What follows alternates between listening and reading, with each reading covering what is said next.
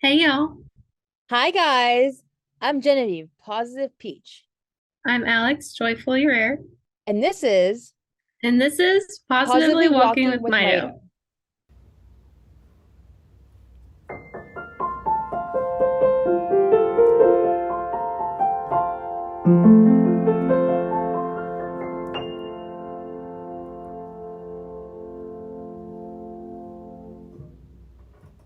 So I know within the Mito community, it is, pretty common to jump through some hoops and to get misdiagnosed.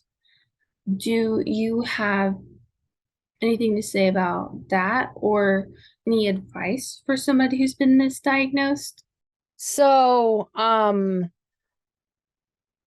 once I realized I was misdiagnosed, I got the stereotypical anger at not being diagnosed with the correct disease so that I can get treatment earlier. But the thing is once I thought about that, I'm like, so let's say you did get diagnosed earlier. Let's say Mito is more well known.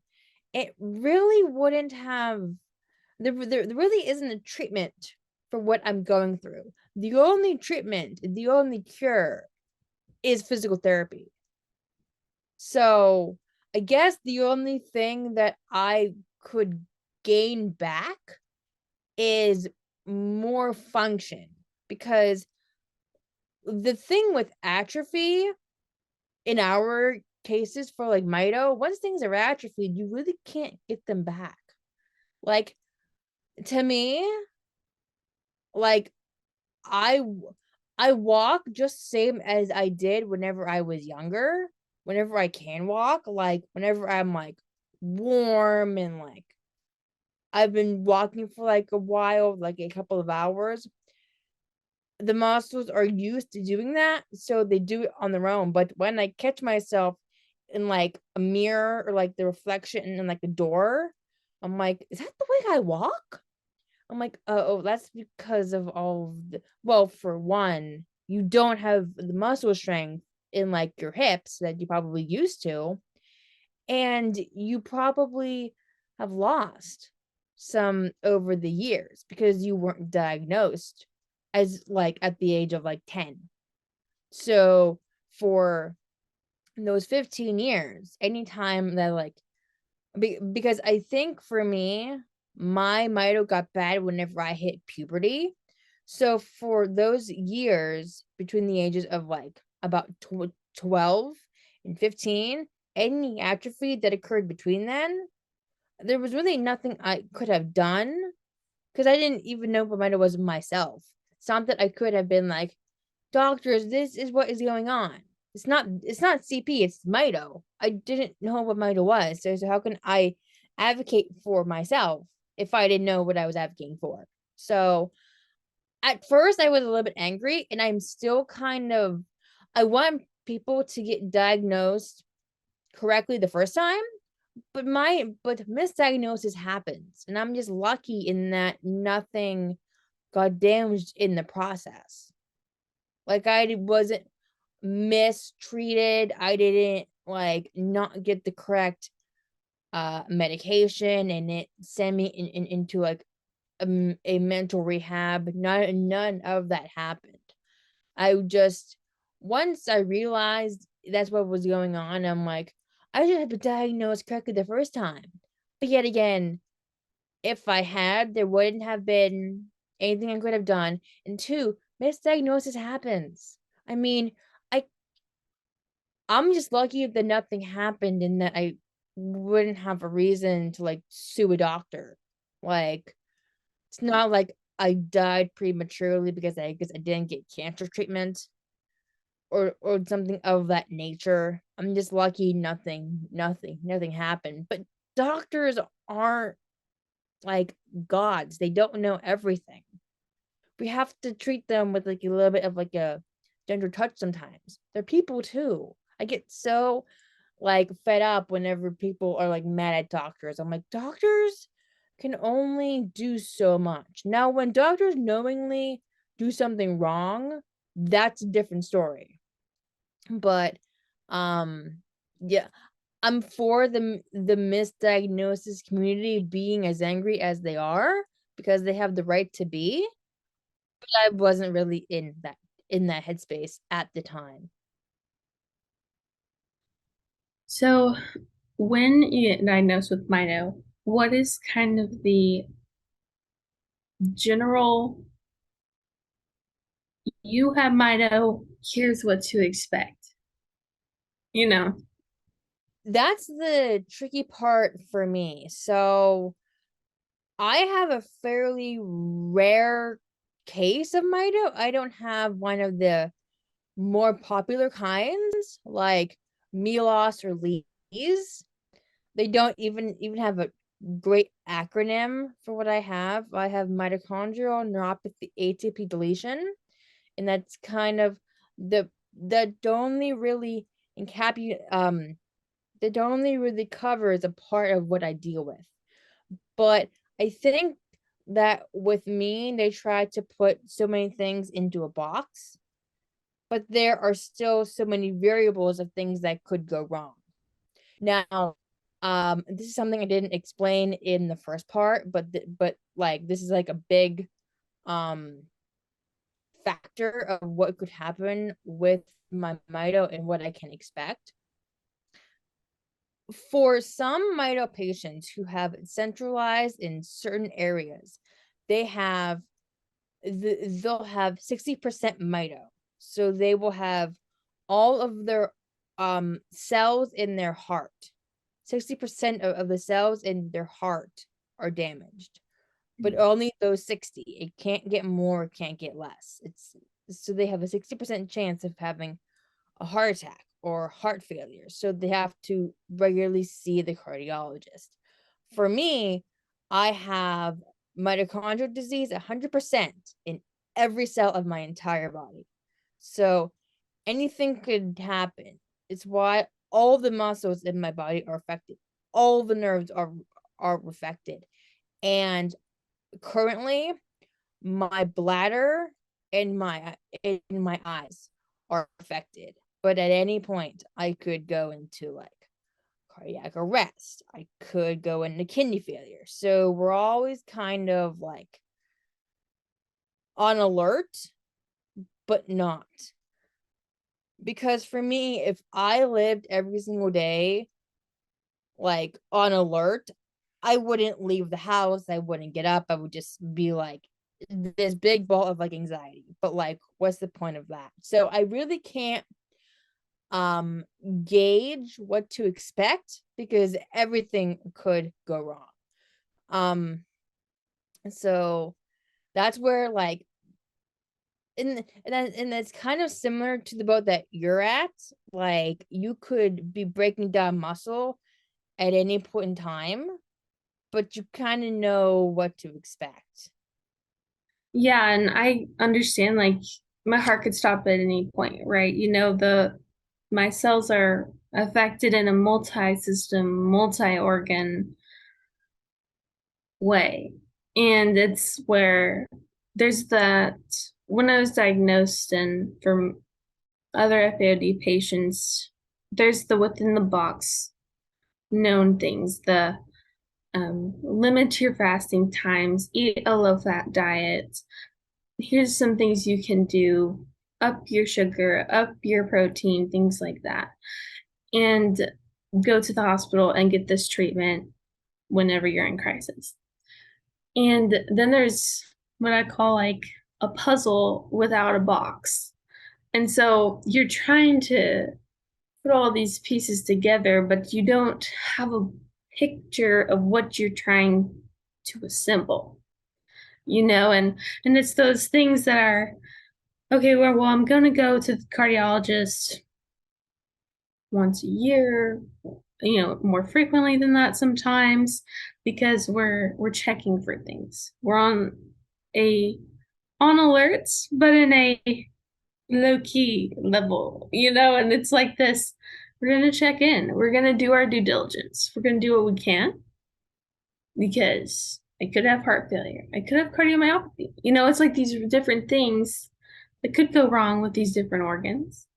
But it's like if I lived in fear, that my heart was going to stop. Nobody's promised tomorrow, you know, and so I'm going to do my due diligence and do my health responsibilities, do what I need to do, eat the way I need to. But I still want to live my life, live life to the fullest as best as possible, while also being medically responsible. I don't know if that makes sense. Oh, it definitely does. Finding the balance is like a big thing with Mito. And I think some, because I see it as like a teeter totter. There are some people who live in the panic mode a little bit, so their balance is like way off. I, I like myself to be sitting in like the position whenever there's something going on. I have a right to kind of veer off to this side a little bit, but I try to remain in the middle as much as possible. But like I've learned to kind of use the balance to my advantage whenever I am having trouble walking. I'm like, okay, don't freak out. It's okay. Try to get to point B from point A, sit, and then don't freak out about it. Wait until you get home tonight at 8, and then go bananas whenever it comes to working out. Do 160 seconds of like a plank. Go absolutely bananas because your body is telling you that it is weak and it is like wasting of muscle. So, um, don't show to anyone or give a sign that you're panicking because they don't need to know that you need to do X, Y, and Z. Just keep it in like your mind of like, yeah, I'm good. I'm good. I'm just having a little bit of trouble. It's nothing. It's normal for me. And then whenever it's time, whenever you've had dinner, your body is full of the nutrients it needs. Use that nutrients to kick it in the butt. So maybe not 8 o'clock, maybe at 7:30, and work out for like an hour and a half. And whenever your body is like, okay, I'm done. I'm like tired as crap. Then go to bed. Sleep for like 8 hours and see how you feel the next day. And if you are still having trouble, do some things that might be a little bit pushing the envelope, but like use that panic to your betterment instead of just going, Mito's bad again today. Oh well, I'm gonna go back to bed. I mean, for some people, they should. They can. I just know that for me, going back to bed and taking a nap is wasting more muscle. So I need to like find the balance between panicking and using that panic to fuel energy into doing it constructively. I understand that so much. It's whenever people say find the balance, it's like it's not just like self-care or like whatever. Like it's a big deal. Find your balance and then major in that balance. Like make it your life's goal to be in that balance because the balance is going to allow you to do other things. But if you're constantly in this state of like, I have a disease that is going to kill me, like, what do I do? Like, I can't do anything. You're never going to do anything that's going to make you want to live life. You're always going to want to panic. Like, if I work out for 14 hours a day, that's not constructive to anything because then the next day I can't move. My muscles will be so fatigued. Though, like you did a number on us yesterday, and now you're gonna pay for it. Yeah. And I definitely think like when you have that panic a little bit where something happens, something doesn't feel right, feeling more weak or something. And I'm like, okay, I need to reevaluate. You know, maybe the next day for me ends up being a rest day because ultimately, if I try and work out when I'm weak, that will end up in the hospital, and so that's something where I have to be like, okay, tomorrow's a rest day and hydration day or something. And but there's still those times where it's like, okay, I know I'm going to the hospital and I will end up in the hospital tonight. But I'm gonna go to prom on the way to the ER, and it's, I maybe don't recommend that. But it's part of just how I try and continue to live life a little bit. But at the random holiday, that recent holiday, I was feeling very unsafe walking and very weak, and I became very quiet at the holiday. And my mom was getting suspicious. I'm sorry, my allergies over here. Anyways, because I was quiet, my mom was getting suspicious, and I eventually had to tell her, like, I don't feel very safe right now walking, but it's not to panic. Let's reevaluate. And that night I used my wheelchair in my house, which is not common at all. And we're like, okay, we're going to assess in the morning and call the doctor. We will end up in the hospital. Well, let's not go tonight for everyone's well-being. It was not an emergent situation, so we could do that. But I definitely relate to it this. Don't panic. It's gonna be okay. We just gotta take our diseases, what it throws at us, and take what we can get, and with the cards we're dealt, use use them accordingly, and manage them for sure. I don't a jumble of words, but I think I was trying to That definitely makes sense because whenever you don't feel 100%, your your natural first instinct is to go to the hospital. But also, I'm like, they aren't gonna be able to do anything there. At least for me.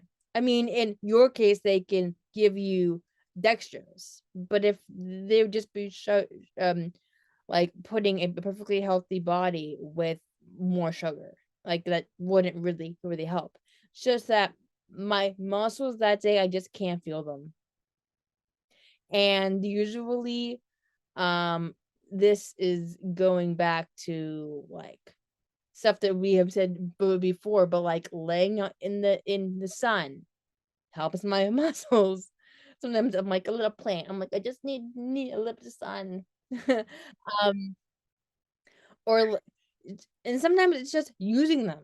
Like sometimes like it's like walking and beating the crap out of my muscles helps. But then like the next day because I have I have four comforters on my bed. So having like the heat of like all of the stuff on my bed helps. And then I don't want to go get out of bed in the morning because I'm like, it's so warm. Yay. So I definitely get what you're saying. Like, let's get like hospital is like the last thing we want to be doing right now. Let's let's weigh our options and then use it as like the last resort. yes, yes. Hopefully, there's home recovery. I unfortunately don't do the best at getting El Chad to get it together at home, but that's out of my control sometimes. So, since you've kind of always been sick, did that so were you happy being sick in like high school and stuff? Were you okay with that or did it make it really hard? Yeah. So when I was younger, you would not know that I was sick, chronically ill, whatever you want to call it. And the only time that people would really notice is when I was in the hospital for something really minor, we'd be like, "Oh yeah, it's fine. We just gotta get in the hospital, fix Alex, and she'll be running and off she goes," you know. And this very energetic child, and you never knew that I was dealing with fatigue and energy loss and not able to create energy in my body. And when I hit adolescence, for perspective for both our journeys, adolescence requires a lot of energy. And so when you have an issue in the part of the cell that creates your energy, it is a big problem in adolescence for sure. And it's more emphasized. And through that, I was just kind of having a decline through middle school and early high school where my invisible illness became physical. I started walking differently. Um, that really separated me from my peers. We can go more into like social stuff in another episode, but that's kind of where I got more of my awareness of how my chronic illness affects people around me and how they interact with me. And just kind of how my perspective changed throughout adolescence in terms of what I'm really leaning on. And, you know, that is my faith in the unknown of not sure what ability will be lost tomorrow was kind of the reality that I was starting to live in. And it was something I was feeling a lot of deep feelings that a lot of my peers didn't quite understand. I started living in chronic pain, things like that, that I really had to come to grasp with. And as I got into high school, my at the end of my first at the end of my first semester of freshman year in high school, I was sent on a Make-A-Wish trip. And that, while I was continuing to live my life and continue to do physical therapy really wasn't fixing anything. And the decline just kind of continued. It got scarier and scarier because there's only so many things you can lose before it alters your entire lifestyle. And the little foot drop to the bigger gross motor skills becoming weak and things like that, it just wasn't a very good place for, well, honest, it wasn't. Adolescence just was very harsh on my body, and my body wasn't able to keep up with that energy demand. So that really affected those middle school, high school years. And being put on a Make-A-Wish trip, we took it in stride. We were very much like excited to go as a family. I did very well, health-wise while we were there, thankfully. And it was really right after that that my decline became much more rapid. And the days became a little bit scarier and scarier. And that is kind of where in high school it really defined some things for me because as people were getting their license and permits and stuff, my independence was being taken away. I needed my mom for 24/7 care by that summer.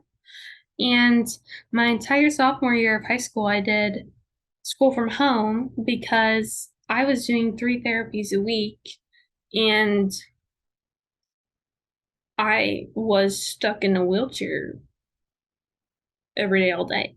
And so it was something that really defined some of my high school experience for sure.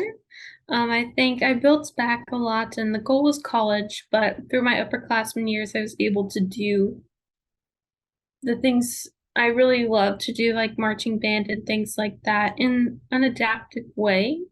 But it was able to do those things through the strengthening and everything. But yeah, adolescence was just not the most friendly to Alex's body, but it's okay. We've moved through that and we've got through it.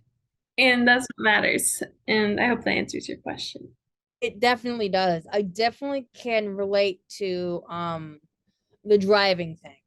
Like I remember vividly sitting in my history class before class started, like just like hearing the chitter chatter behind me, because I sat closest to the door, so that meant that the class was like behind me. And I remember one of the girls talking about how she was going to use her car to go to a party over the weekend. This was like Thursday.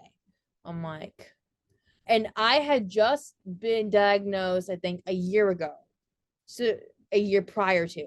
So I was still kind of grappling with the things that were being taken away from me. I mean, like I like taken away is kind of like a weird thing to say because I'd always had mito in my genetics. I Hmm. just realized that I had the disease. So it kind of was like a tally mark of like, oh, I can't do this. Oh, I can't do that. Oh, I can't do this. Like driving is one of the things that I can't do because of my delayed reaction time. It would be very, very dangerous. So theoretically, I can sit in the chair, I can put my hand on the wheels, and I can put my feet on the brakes. But when it came to stopping, which is a big part of driving, by the time that I realized the light was red, my brain recognized this and told my feet to um press on the brake, also the foot drop being like a big ordeal, I would already be crashing into the car on the other side of the intersection. So it's just not safe. So I just don't do it. But I can definitely relate to it's like, oh, that's just nothing that I can't do. And it's never going to come back for me. It's not the only way that I'm going to be able to do that is self-driving cars. So Right. And I think, for the limitations that we do have, whether it's, for safety or, whatever reason we can't do something right now, I learned in those high school years that I really fought for the little things that I could still hold on to and really wanted to still keep and do.